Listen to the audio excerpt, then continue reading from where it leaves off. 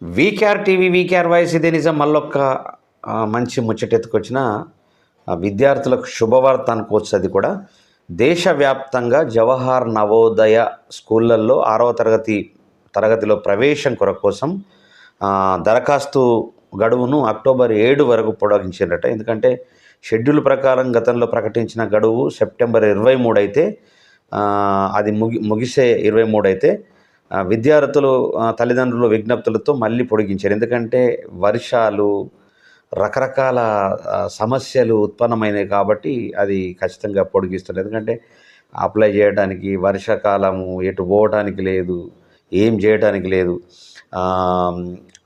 అది తర్వాత ఎందుకంటే ఈ 7వ తారీఖు వరకు ఖచ్చితంగా అప్లికేషన్స్ అంటే ఆల్రెడీ గడువు ఉంది కాబట్టి ఖచ్చితంగా ఆన్లైన్లో అప్లై చేసుకోమని చెప్పేసి ఆల్రెడీ పొడిగించిండ్రు. దయచేసి